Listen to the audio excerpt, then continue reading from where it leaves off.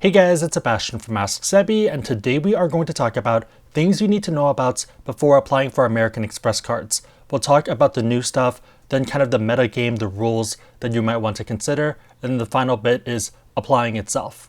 If you're someone that's been around for a while, I think the first bit and the second bit is a bit interesting. If you're someone who's new to this, I would watch the whole video or at least skim the blog post in the description box down below, just because there is a lot of information. Before we dive into all of this though, if you are someone who likes videos like this, me kind of going through everything, pretty easy way to support the channel would be to give this video a thumbs up. It helps a lot with the YouTube algorithm. Starting with the first bit, we are going to talk about updates. The first major one is going to be clawbacks. So this is going to be related to people who either buy cash equivalents in order to hit the minimum spend. The main reason being that they can see level 3 data at a lot of places, so they know if you're buying something that is equivalent to cash, or if you're using peer-to-peer transfers or anything else that isn't really considered spend. We've seen a bunch of data points about people losing their bonuses after the fact, maybe going negative, and this isn't really a good thing for a lot of different reasons. First off, you're losing out on a bonus. Second off, you might be actually getting blacklisted, and we'll talk about that a bit more as the next topic. Again, if you want to see this yourself, you can look into the terms of most of the cards. You're going to see the language saying that they have the right to claw it back if they feel that you're buying cash equivalents. The other part of it is if they feel like you're closing the card too quickly, so you're taking advantage of the system. So there were some people in the past who would sign up for a card, hit the minimum spend in 1 week or 2 weeks, and then close the card, and they wanted to address that. So their language addresses this specific problem. One thing that kind of sucks about this though is that some people have been caught by this, where they end up downgrading or canceling the card or doing something else after maybe 10 months or 9 months of having the card, and then they still lose the bonus. So I would recommend not doing anything until at least having the card for 12 months, because you don't really want to get screwed over by an algorithm. I get why it's there. I know I would just recommend not losing out on points or losing stuff and getting blacklisted for no reason. With American Express cards, you can downgrade or cancel the card within 12 months of that next annual fee hitting in order to get it waived or get a prorated refund. If you cancel it, it typically gets waived, so they'll refund you with the amount. And then if you downgrade it, it really depends. I've seen 2 different points, but it's either going to be prorated or it's going to be refunded. The main takeaway from this part is not to buy cash equivalents and also not to close the card before the first year ends. One quick thing to touch on too is that PayPal itself is still fine if you are paying a merchant. So if you go to a lot of other shops, you can actually pay with PayPal. That's one of the checkout options. So that itself is fine. It's when you're sending money to your friends. The second major update is going to be the bonus pop-ups. So a lot of people who are signing up for cards might notice that when they apply, they'll have a pop-up that pops up saying that you're not eligible for the bonus due to your history with their cards. There's 2 general theories to this. Either you're on some type of blacklist for them, or you have not put enough spend on the cards recently with American Express. So if you're someone who gets a card, gets the bonus, and stock drawers it, you're kind of in a weird spot. This relates to the topic that we just talked about, just because there are some people who are going to get in trouble and you don't want to end up on any weird lists for stuff that seems pretty normal. For the spend element, it might make sense to do some spend on the cards before applying for your next one, just to show some activity. With the pop-up, there's actually a pretty interesting strategy that you might want to take, and it might make sense to get American Express cards a bit later, which we'll talk about in the second bit, given all the rules of the other issuers and the rules of American Express. Before we dive into part 2, if you are someone who wants to support our channel and you want to learn about American Express cards, pretty easy way to do that would be to use the links on our site or the links in the description box down below. Part number 2 is going to be the core strategies that you want to consider.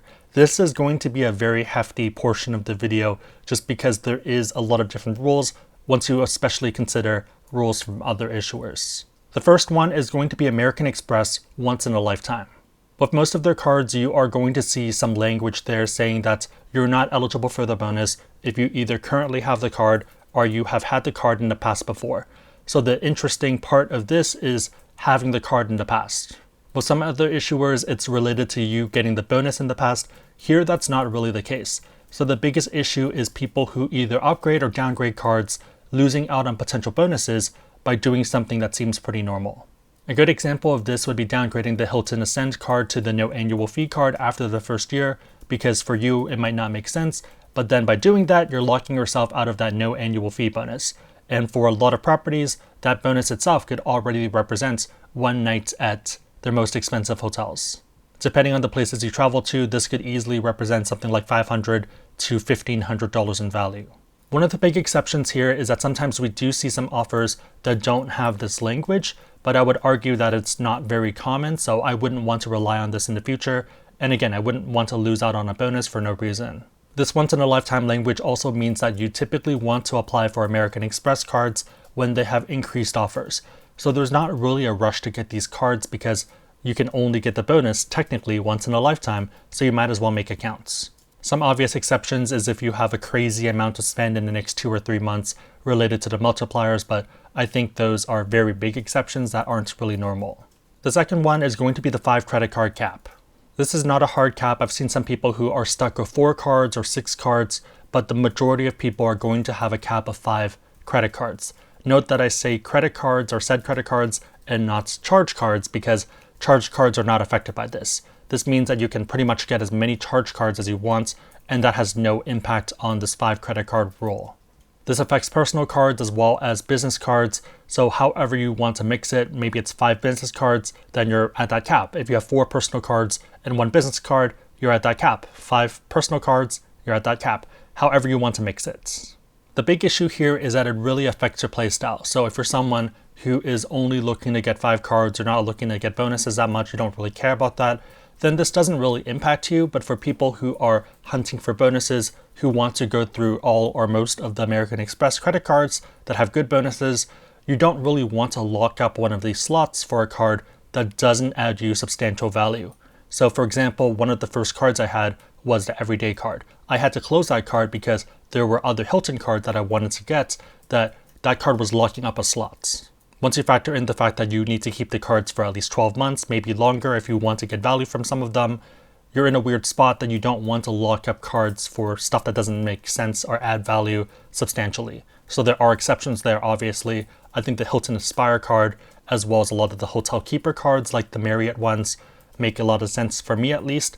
So those I've kind of kept alive, but Delta ones, everyday ones, or even something like the BBP card, it's not something I would add too early just because it doesn't make sense given my playstyle. With this, your mileage is going to vary, but just something for you to think about given how you want to play it, given the rules involved.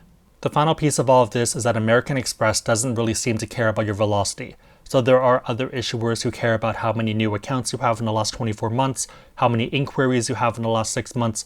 American Express doesn't really seem to care unless you have defaults or anything too weird. Once you become a customer of them, once they see your history, once they see that you are reliable, you're typically good to go. The reason I say this is because I know a lot of people, and myself personally, I've pretty much gotten a new American Express card every 2 or 3 months. And ironically, I think that actually has helped with the pop-up thing because I constantly have American Express spend due to this. If you consider the fact that they don't really care about your velocity and also that you want to keep using their cards, and once you start with them, you pretty much want to keep going through American Express, there's an argument to be made that American Express should be more of a mid-game or late-game strategy rather than an early-game one. So technically, the optimal strategy if you wanted to maximize the number of bonuses you were getting would be to get that starter student card first, secured card, whatever that gets you on the board. The next 4 card would be your chase cards, maybe a few more if you actually can get business cards. After that, it would probably be Capital One and US Bank due to them being very risk limited in terms of they don't want you to have too many cards. After that, it would probably be something like Barclays. Citi would also be in the mix there. And then afterwards, arguably, American Express would be who you go towards. And then the other part of it too is that Chase, Citi, and a lot of these other issuers have 24-month clocks for their bonuses. So if you get a bonus right now, after 24 months, you can get that bonus again. American Express doesn't have that technically once in a lifetime, so you would want to start those clocks sooner rather than later. A lot of this is theoretical because a lot of people don't necessarily want to play that aggressively, but just something for you to consider based off the rules available if you wanted to play that optimal game. Before we dive into the final part, if you are someone who's still watching and you're somehow not subscribed to the channel, subscribe. We talk about a lot of this type of stuff and just maximization strategies for credit cards and personal finance topics. If you want to make sure you don't miss out on any deals, turn on that notification icon, just because sometimes we do cover some flight deals, especially for very good ones. Moving into the final bit, we are going to talk about applying for cards itself. If you're someone who does not have any American Express cards right now, mathematically the optimal strategy is to go for that Platinum card first due to the 100k targeting. We did a whole video on this talking about the math and stuff, so if you want to watch that, I would recommend doing it. This also ties into the fact that American Express ends up being a very good mid-game and late-game setup rather than early game. When applying for cards, you have 1 in 5 as well as 2 in 90. So these are general rules based off different data points, but we have heard different people say that it doesn't apply for them. I would still plan around them and play around these rules for the next point that we talk about because it doesn't really matter that much based off inquiries. 1 in 5 says that you're allowed to get approved for 1 credit card within a 5-day span, 290, 2 credit cards within a 90-day span. So these are credit cards and not charge cards. Theoretically, you could get approved for 1 credit card and 2, 3, 4 charge cards within any of these spans. If you apply today for the Hilton Ascends card, you could also apply for the Gold card and the Platinum card, and you're in the clear. The reason I say that this might not really matter for inquiries, because I know a lot of people are thinking about double dipping for inquiry purposes, is that a lot of people who are already American Express customers tend not to get hard inquiries when they apply for a new card. Your mileage may vary, it might be different for you, but it's a very common data point. The other thing being that 1 additional inquiry, if you are at this scale, if you're at this level, doesn't really impact you that much. You're looking at 1 to 2 points of a hit, maybe 5 points if you're someone who has a very thin profile, but the biggest hit is typically the average age of accounts dropping rather than the inquiry itself. Everyone's situation is going to be different, but for a lot of people who've been in this game for a while, you don't really worry too much about that additional inquiry. One other thing that a lot of people mention too is that if you're currently a customer, if you apply for a card, if you get rejected, it oftentimes ends up being a soft inquiry rather than a hard inquiry. The final thing is that American Express typically does not match offers. So if you apply for a card right now and there's a better offer in a week or in a few days, they will typically not match it. They'll say that they'll look into it, they'll send it to the marketing department if you message them, but I haven't heard of anyone getting a match. This is unlike a lot of other issuers like Chase or Citi, who in the past often do match if the offer is within the same range for the annual fee. Again, if you want to learn more about American Express cards and you want to support our channel, pretty easy way to do that would be to use the links on our site or the links in the description box down below. Hopefully that was helpful, and my question for you guys is, how do you think about these American Express rules? How do you balance different things?